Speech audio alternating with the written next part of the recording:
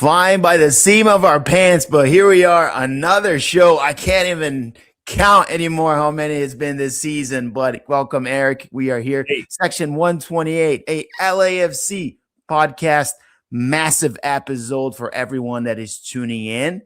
Eric and I will be discussing the late surge in San Diego that led to 1 point on the road. Always a great result, especially with a rotated line. And then, of course, possibly one of the greatest and biggest LAFC games in its history. And we'll break it down for you. But first, of course, Eric, how are you doing, my man? Talk to me about your weekend, the life in Oklahoma City. By the way, you guys got the Lakers, which is not going to be much of a matchup, unfortunately. But how are you feeling about everything and the big weekend of sports that we had, including LAFC?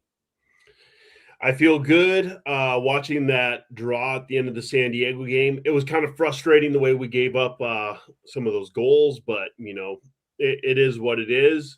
But otherwise, I'm already today nervous about this game on Wednesday. And, the first leg didn't hit me so early, but this one's already got me. This is going to be a game. And as you said, one of the biggest games in our history. The Cruz Azul matchup last time was one of the biggest games in our history, but these Champions Cup run, because only one MLS team has won it in the modern version of the tournament, this is such a prize. We want to be that second team ever from MLS to win this tournament, and we are 90 minutes away from a final. And just to go to a final, right? At this point, the final is the prize, and actually just playing the final, yes, of course, we're going to win, but our expectations for this year in terms of CCL, maybe not for a title, maybe to compete and look good. And now we have two of maybe three Liga MX teams we have to take care of in order to reach that big goal of, as you said, being the second team ever to win a CCC championship. A massive, I would say, accomplishment if LAFC could do it, given how hard it was of a path to get here, right? We had a somewhat easy first leg, but then after that, just beat down after beat down, good team after good team. Real Hispana was kind of the pushover team. Alajuelense, which is not an easy game ever to play because they're a scrappy Costa Rican team. Alajuelense, I believe, are repeat or three-peat Central American champions right now. Yep. When it comes to it, other than Liga MX, those are the hardest teams in our region to play. Right. MLS, very, very close second. I would like to say we're on even terms, but we have to beat them more before we can get there. We're so close, but we just need to climb that mountain a couple more times. But that said, Alajuelense, very tough team, and they brought it to us. They, I believe that was we came back to BMO with a deficit that we had to overcome, and we did. Cruz Azul, very tough game. Tough series. Both games were great, and we just had to be, we were just excellent for that period of time at BMO that completely took that series out of reach and put us in this position to play against Toluca. And then we beat Cruz Azul, and then we kind of, let's go back to the drama of the season. We played Portland and kind of lost it at the end. Then we came home and got spanked by San Jose. And, and then what did we do after that? Was Austin, wasn't it? Austin, 0-0, I think. Yeah, so we've had a little bit of a tough skate since going against Cruz Azul that we need to turn around. But, we'll talk about the performance. We look okay. I feel like the team had some good fight in them in that first leg, and I feel like they're ready to take care of business. We saw, those of you old schoolers remember our two leg against Leon, where we looked like we weren't in the match either game. We always have that first season of Leagues Cup Monterrey game at the Rose Bowl. Dude, you're going down the wrong tunnel here, man. Like, we do not want to remember all these massive L's that we took here. Hold your horses here. Hold your horses. Let me finish this out. Okay. The team that I saw in the Cruz Azul and the Toluca leg, those guys are fighting. Like, I don't see that kind of like flatness that I saw with those teams. And that's the one reason going into Toluca, I don't feel great about this game, but I'm not hopeless about this game. We're going in with a 1-goal lead. It's going to be tough, but I feel like our boys are going to be they can hold this lead and we can see this out. I feel Yeah, it. I didn't mean to cut you off, but again, I do think that comparing teams is helpful, and those were very different teams. I feel like the caliber of the current team is deeper and more complete, and you saw some of that on the game against San Diego. You know, the guys, and we talked about it on the midweek show, that no matter who's playing between these 15, 16, 17 guys, there likely could be starters in any MLS roster. So shout out to, once again, the coaching staff for integrating everyone into a role that they can rally behind and actually show results. I thought, for example, Ryan Hollingshead would be a guy dead in the water. We're not going to see much from him. And, you know, a dude that is barely playing. And here it is being the hero once again for LAFC, embracing that role of being that kind of late surge guy that can still do something for your club. So it's so important to have these guys in the bench, Eric. And I thought, to me, like, look, if there's a team that can beat San Diego, a bad team this year, right? It's an LAFC team that is extremely hungry.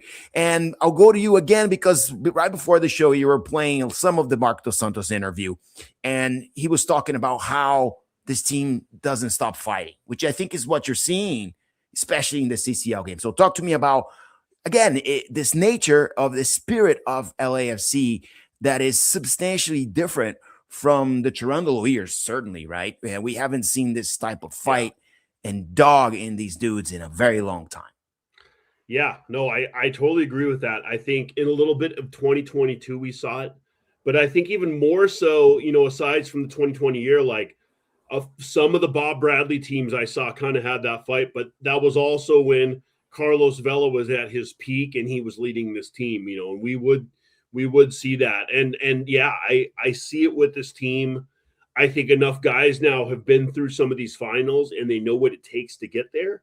And, you know, part of this is just this emotional roller coaster we have as fans of this team, all of our ups and downs. But the guys we have, at the very least, you know, I feel like they're going to leave it all in the field in Toluca, whether we come out on top or whether we, you know, whether this is the end of our trip.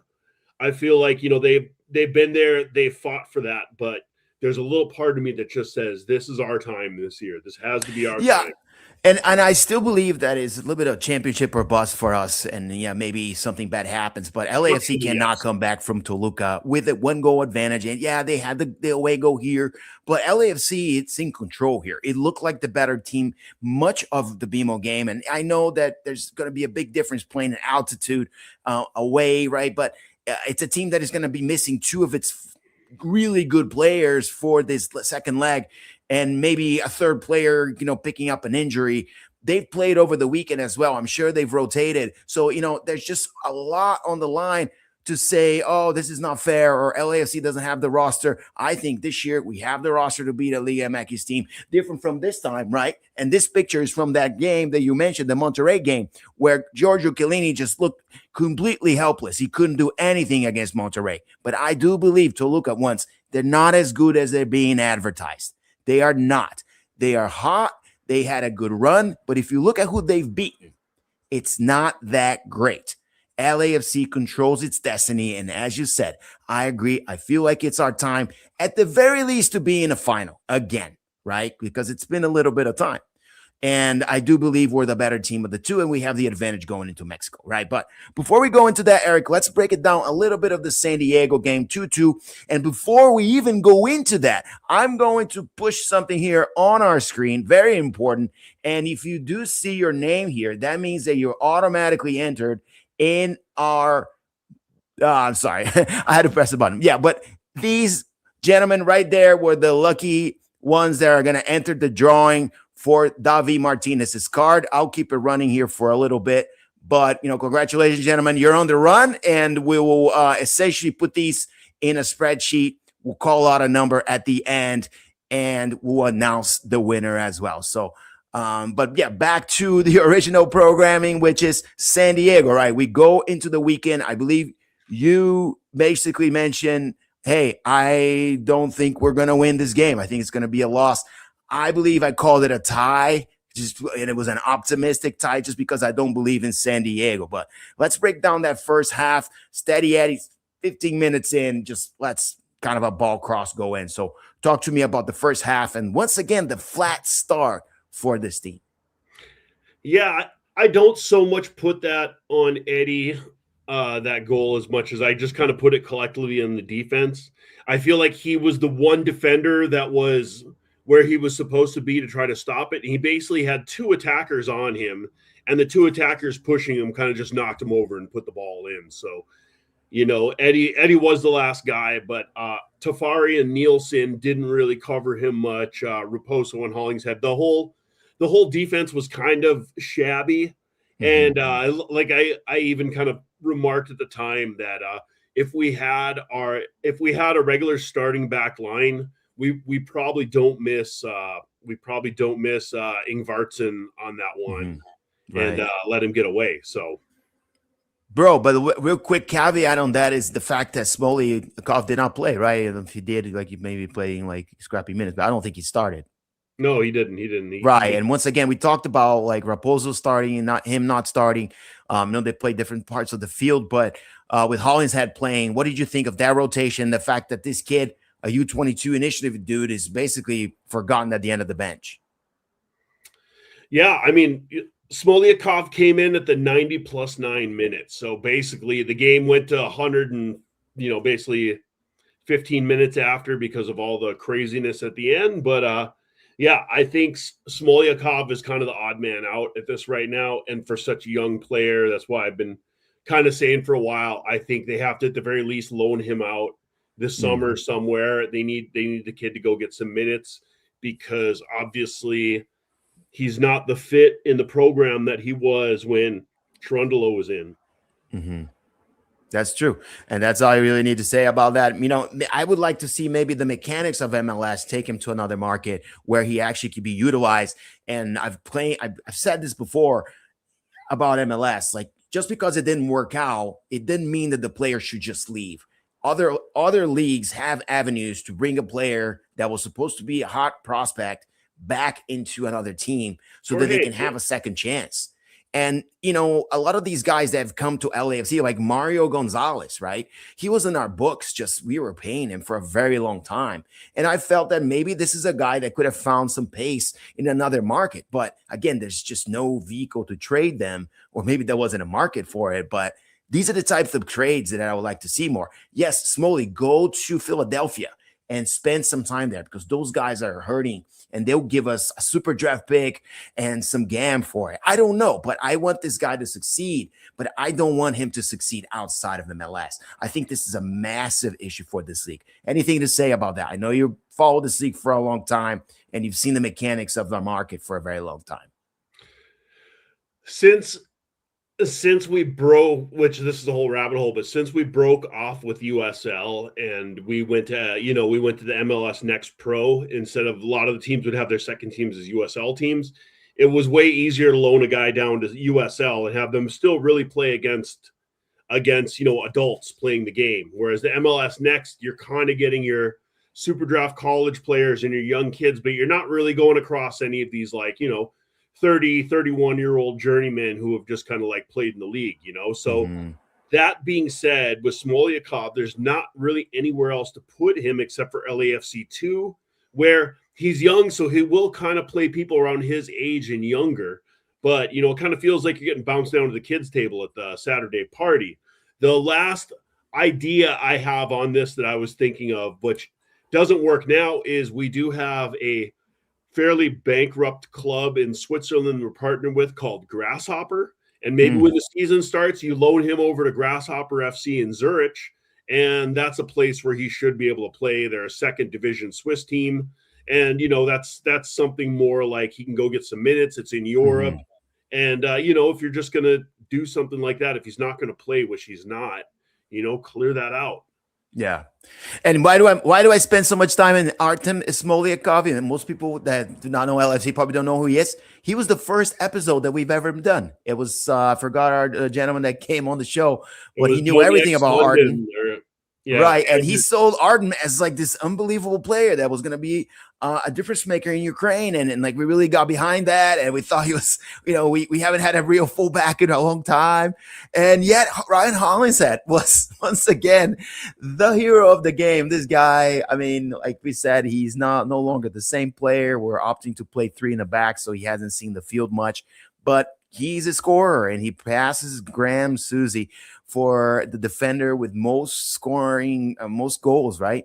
Ever in Major League Soccer. So, a moment to celebrate him for you. And, again, what did you think of the end of this chaotic game? Man, it was great to see us score. Both of our goals were kind of crazy. I thought obviously, yeah, the goal at the end was great. The goal that came with after Sonny, when he hit Godoy in the face, Yes. that whole sequence was incredible because I kind of realized this today, but they were going over and basically the San Diego wall moved way up on that play. Like Son basically took like 5 steps and he was at the wall. So they were, instead of 10 yards, they were probably 6 yards, and the referee wouldn't move them. So Son backs up and he blasts Godoy in the head, and then Godoy goes down, and then, they have to stop play. But then the ref makes him go off the sidelines. He doesn't want to. He's trying to slow the game down, get through all that. But the ref says, off the sidelines you go. You have to, you'll get called back in.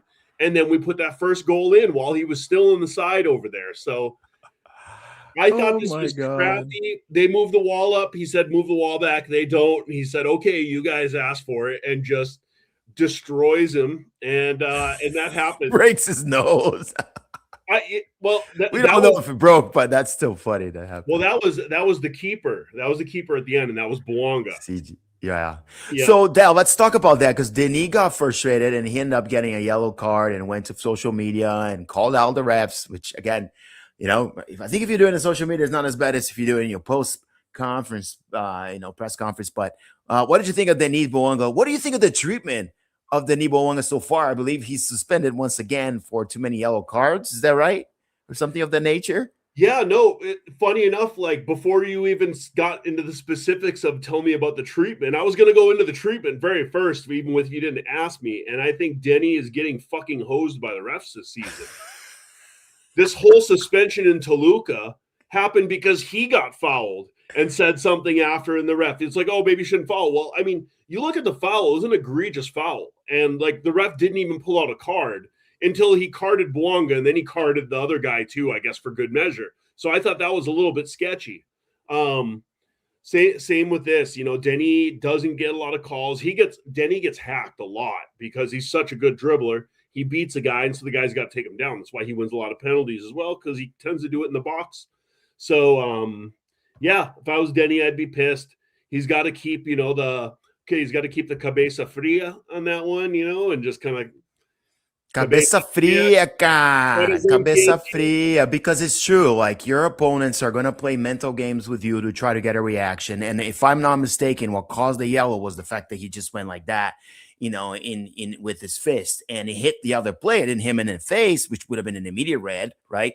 It hit him low, and it was absolutely a reaction to what the other player was doing to Denis Bouanga. But if you've played soccer in any level with a referee, they're gonna get called out if you commit any sort of fouls like that. So then he has to keep a cool demeanor here, and it's going to be very, very important for this team to keep a cool demeanor in Mexico, because everything is going to be about the mental games, the mind games that both teams are going to be playing with one another. All right, we get a point on the road, which is very important. Go ahead. That was a disappointment to me as well, because San Diego has gotten red cards in like 4 out of their last 5 games. And so we should have went into this game knowing that they're going to be cheap fuckers out in the field and kind of be ready for that and keep that cool head. It's like there should have been no surprise.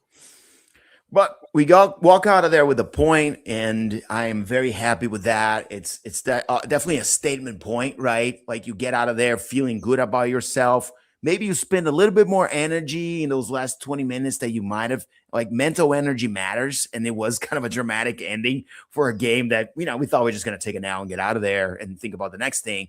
Meanwhile, like, we have this insanity for 15 minutes. Sonny comes into the game, and the whole dynamic changes. We get a point, and now we go to Mexico. So everybody was commenting about the trip to San Diego being by plane, but I thought that was strategic in the fact that they may go directly back to down to Mexico. I don't know that to be the case or not, right? But I don't think so. The other thing is, if you've ever driven in LA, and they, I believe, fly out of Ontario, to go from downtown to Ontario probably takes about half of the time that would take to go to San Diego, bro. Like, that was kind of bizarre. I commented like that, and I did have it clarified that they do fly out of LAX. They don't. They're sponsored by Ontario Airport. There's a sponsor of the team, but they do fly out of LAX. Well, that's even weirder that you are the sponsor. But as you said, still, that's not where you go. Ontario on a regular morning is a 60-minute 1 hour drive, and I know it's not good. San Diego's 2.5 hours. I don't even know if that partnership is still going, but I actually it is convinced that they were flying out of Ontario every time in like charter flight. I really did. But anyways, nerdy talk, right? They did fly down there. They did fly back. It does seem a little crazy because if you leave in the morning, it's basically, their bus can probably go from BMO or their training facility to there on a Saturday morning, leaving at 10 o'clock. It should take them 2 hours. No more. Nothing seems crazy when you have money to charter a flight, my man. It just seems like par for the course. So good for them. Minimizing. I mean, maybe it was kind of like, let's minimize, any sort of idle time for our players, to let them to have as much rest as possible. So, nobody wants to sit on the 405, right? Let's just be honest. No, I think they have some sort of partnership or sponsorship worked out with airlines. I believe it's Delta. Sure. Delta that they fly on. Sorry. Now we're getting real nerdy with LAFC and their sponsors. But no, they have an airline partner, and I'm sure they have an agreement that covers basically every away game except for Carson.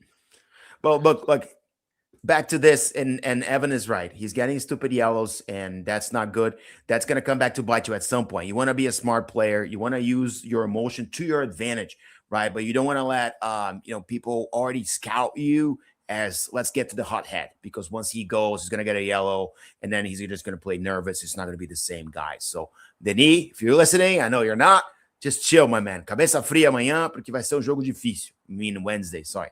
But let's talk about this game now. We have an advantage, and that means that the team can, at the very least, tie and come out of that game victorious. It's very important for us now that we don't actually have to win on the road, which is a massive advantage, right? But we also cannot lose.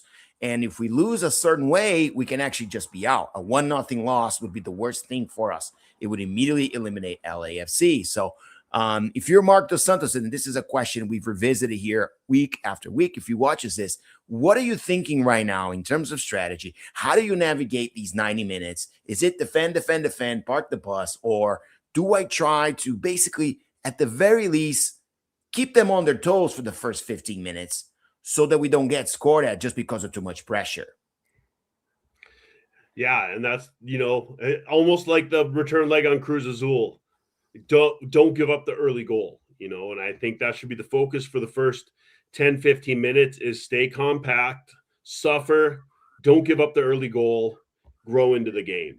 And I do think that we do not have a big enough lead to simply park the bus and play defense on this game. We need to get that away goal. If we get one away goal, it will change everything dramatically. If we get 2 away goals, it becomes our advantage. I think that's going to be tough, but I think 1 goal is very doable. And I think, it's not out of the question that we put that goal up first. Now Toluca's got basically they're now chasing the game. They have to get 2 goals at that point. So I think we can kind of play our game here because we do like to counterattack, and Toluca's weakness still is in the back, and their danger still is in the front. So I do think we'll get our chances. Looking at the last game, they played Ruiz and Angulo and Cordova. they pretty much rested everybody else. Expected. Yeah, Now they're going to have two people not playing. The right back that is really good. He's going to be both players. Essentially, they're going to be with the Mexican team. Are not going to be playing with us. So obviously, they lose two nationals, right? Gallardo. It's Gallardo and Vega. Yeah, Gallardo and Vega are out. So and that is a massive loss for them. So of course, the Mexican Federation being what they are, I've been hearing rumors that they're going to grant a special exemption for them not to have to go to camp right away and let them play this game. So as they should. That's what the Federation should do for your teams. Yeah. Which is what Mark DeSantis is saying that MLS doesn't do for us. But it's a bit up the air. I haven't seen it confirmed. And again, this is for the El Tri World Cup camp. And this is something that all of the Liga MX owners agreed to back this winter, that they were going to release their players here, even though they were in the playoffs, to go get ready for World Cup, because that is the most important thing. So that's which is interesting. That means your guys are going to miss the final no matter what, right? Because they're going to be in camp, or is this like a? I've heard there might be an exemption also to pull guys out for the final, but again, they're going to be off training with the national team. Like they're going to, the team is there to train together until the World Cup now. Well, if anyone in the chat knows about this and is a Liga MX follower, has any insights, just throw it in here, because I'm curious to know what they're going to do. My guess is that the team will petition for it to happen. It seems to me crazy that they're going to miss such an important game for their team. It's not like the World Cup starts next week and they're going to miss 2 days. So it just seems to me a little bit kind of extreme that these guys will not play. I was very surprised that Gallardo and Vega were expected not to play on Wednesday, but hey, if they don't, it's better for us, right? So we're not going to play, and we're certainly not going to talk more about it because they're excellent players, and I feel like the game changes if they play. By the way, they have a much greater chance of accomplishing their goals, of at least scoring one on us, right? And then all hell can break loose.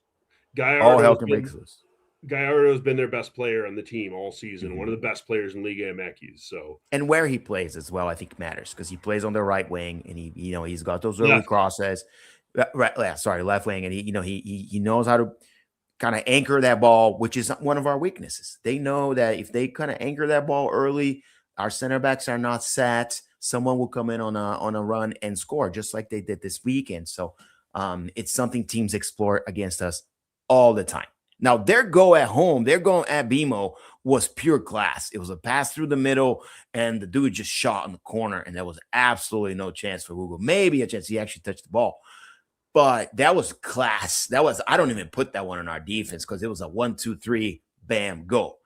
What's going to be most important question, right, is whether the called back goal, right, the one that we should have had, unless you believe that Delgado was offsides, and again, no, we're not going to go there again. He was fucking onside. Everybody knows it. It was a fucking hose.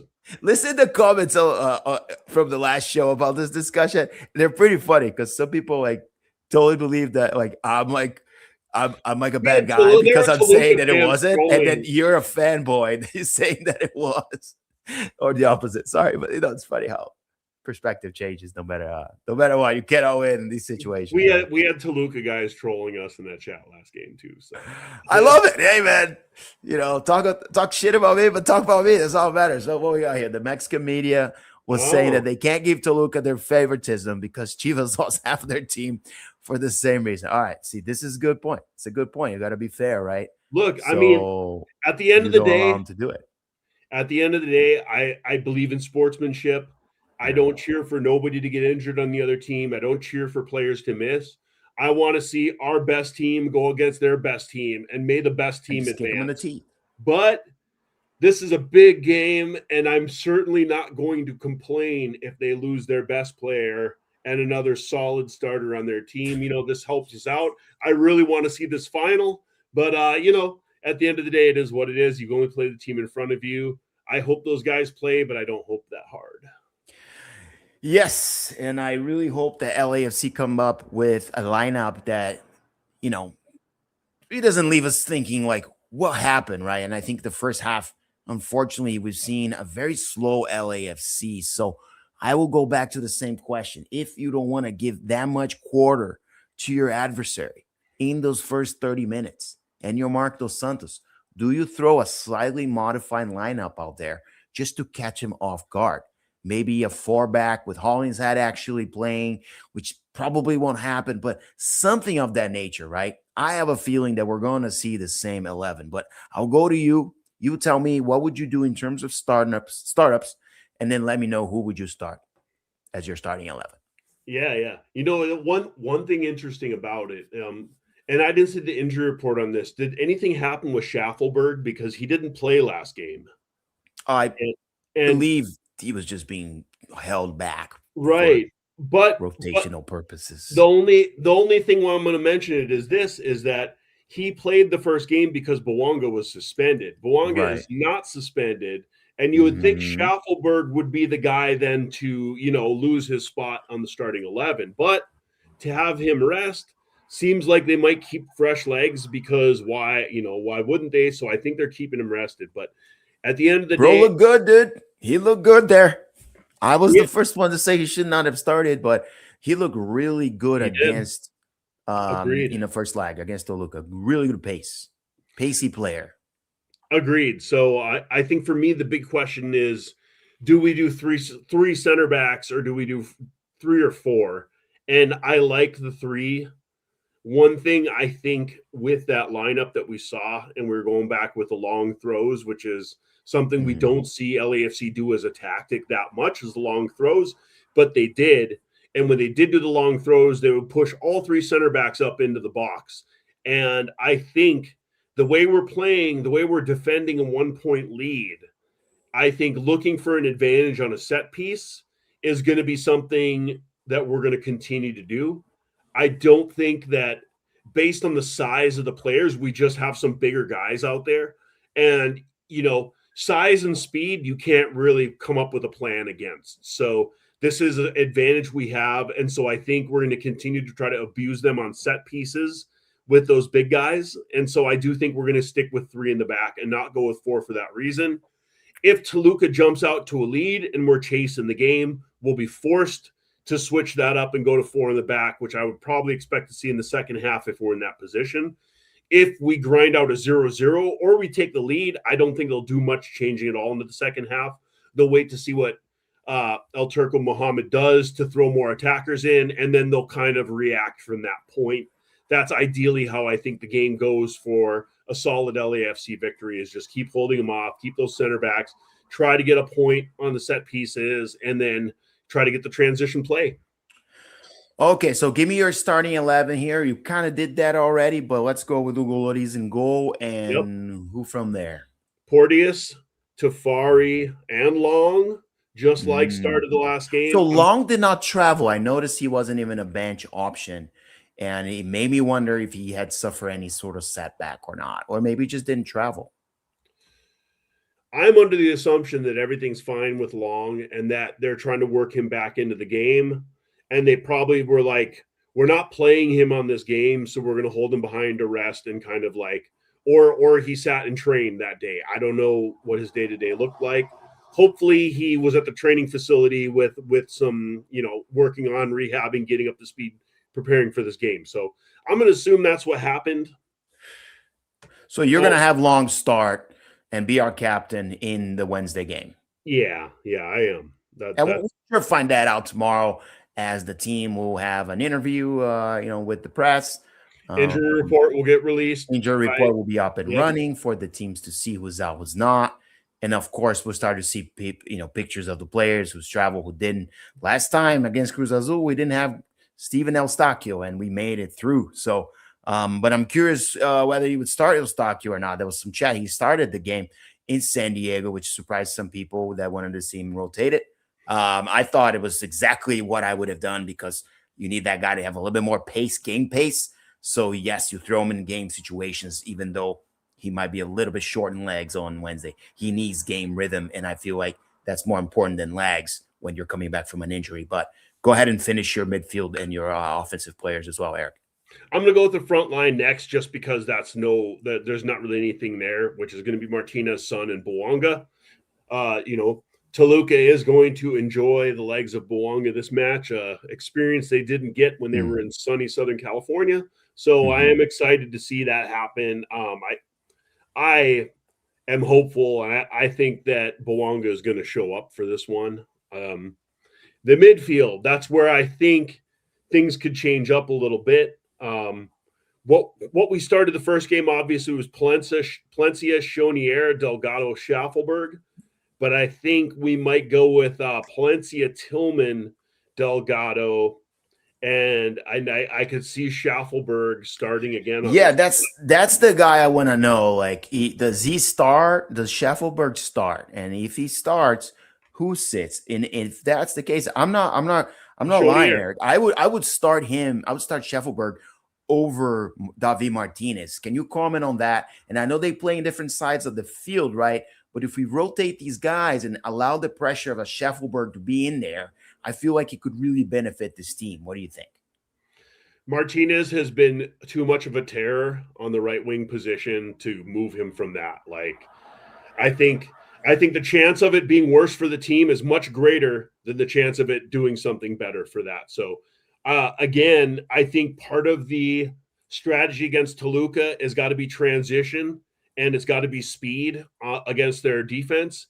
And having Schaffelberg in the midfield with Bouanga to overlap him all of a sudden gives you a ton of speed, not to mention he loves to cross the ball. So if Son gets up there or Martinez gets up there, we have four very fast guys who are able to run on breaks. And all four of them are probably faster than anybody on Toluca's defense. So we could create some overloads with that. So once again, your midfield, your final three then.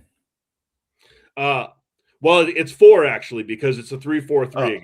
Okay, 3-4-3. All right. Yeah, my final midfield is it's going to be Palencia, Tillman, Delgado, Schaffelberg. Schaffelberg in the mid. Great. That's Schaffelberg on the left with playing with Denny.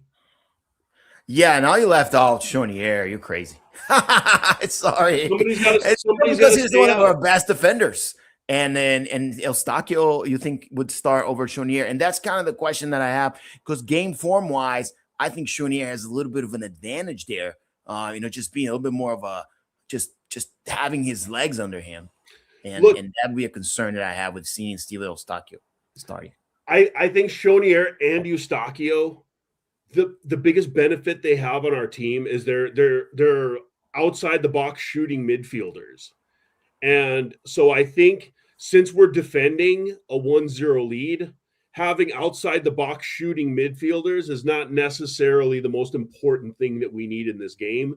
I think having the defense and the hustle of Delgado and Tillman, and Delgado, I didn't think had a great game in San Diego. It's one of the few that I watched and I was just like, he's not, this isn't the Delgado I always see, where Delgado, I've compared him to Kellen Acosta. He's playing a great game when you don't really notice him or hear his name. He's the connector. He's the one that's doing the transition passes. If his name doesn't come lines, up, tiny things. He's doing all the boring stuff. Defending off the ball, like stuff that you just don't notice. Exactly. And so I feel like when Delgado's name isn't getting called, he's locking everything down. But when you start seeing him happen, it's because things are kind of derailing, as we saw against San Diego. So I think that's what we need in there for. We're going to start this game kind of suffering and holding back.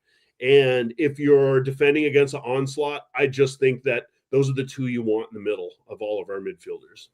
It's not bad, man. I would go 5-3-2, which is again same kind of variation of what you described there. On the three center backs, Palencia playing on the right side, and then Schaffelberg being that left winger there on the fifth, but playing really advanced there. And then in the midfield, I would put Chonier alongside in the middle, Tillman and Delgado. I think those give us the best chance to have some possession. We cannot be in a situation where LAFC has 12% possession through 25 minutes. That's way too much running on your players. You're going to suffer towards the end. So I'm going to be watching possession really closely and the guys that can keep possession for LAFC, because I have a feeling Toluca is going to try to put the pace up and get the ball and high press us in ways that we haven't seen in the first leg. So 5-3-2. And then up front, I would sit Martinez.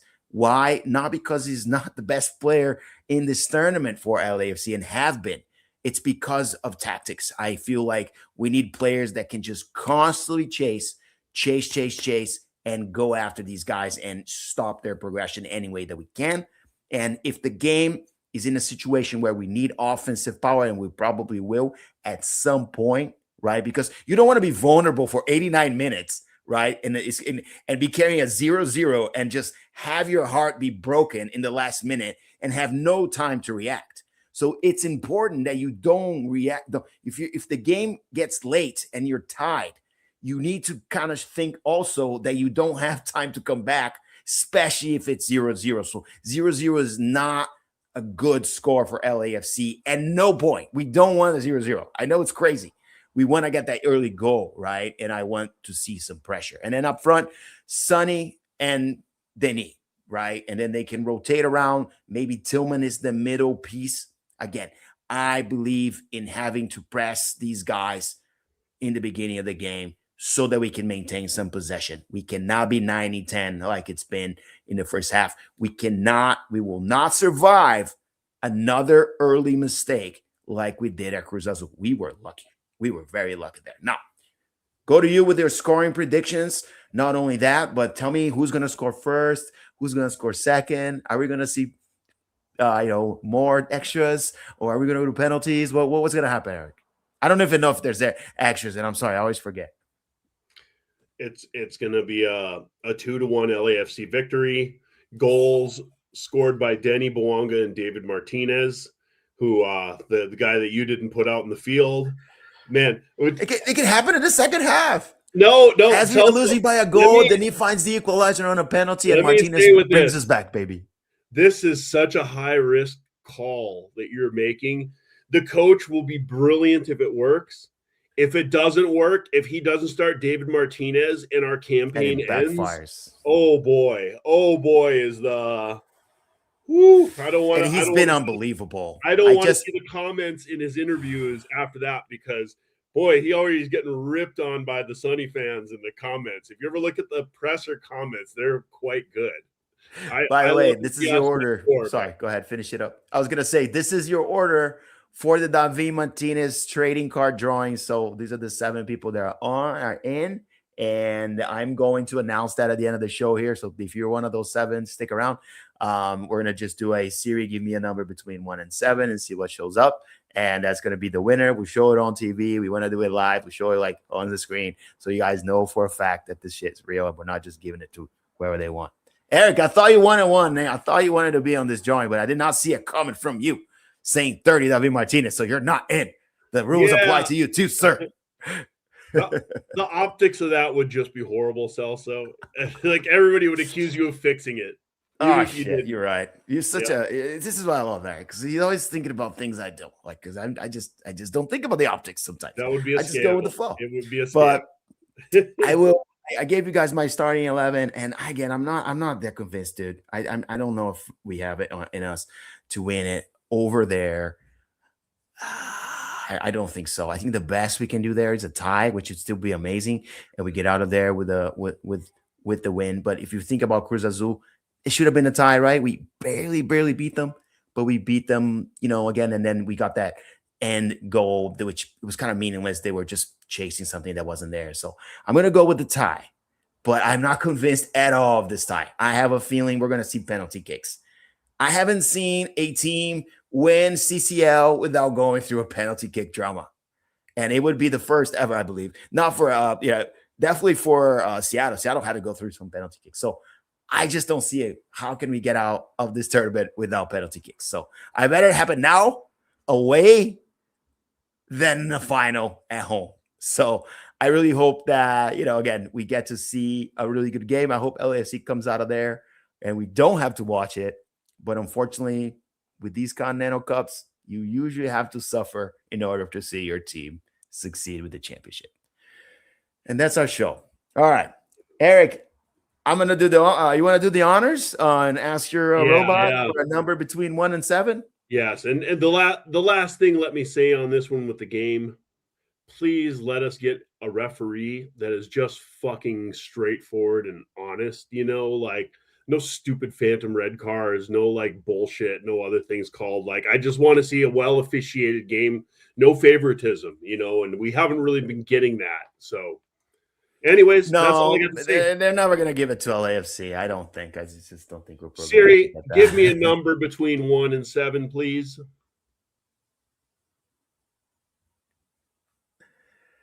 We got our 3 Stone DR 8R78. 8R78.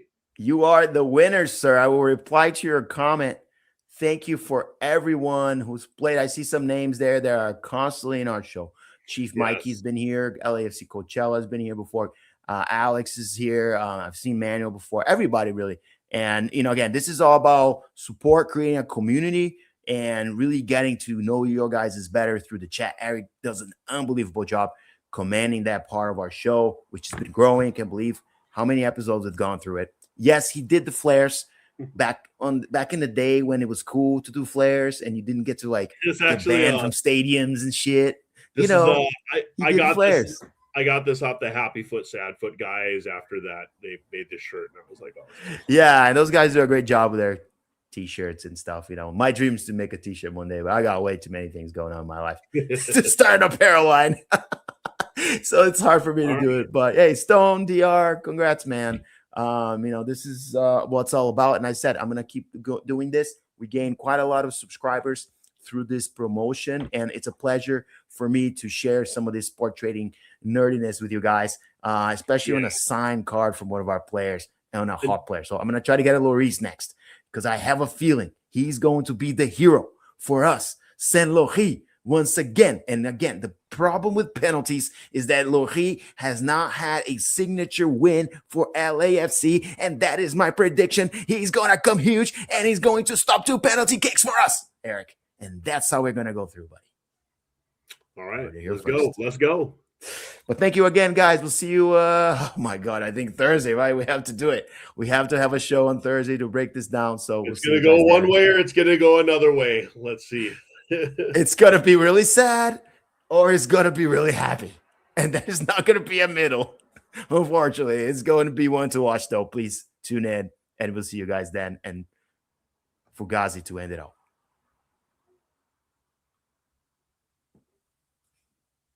Go. Oh, no, I didn't press the button. Sorry, fellas. It didn't do it.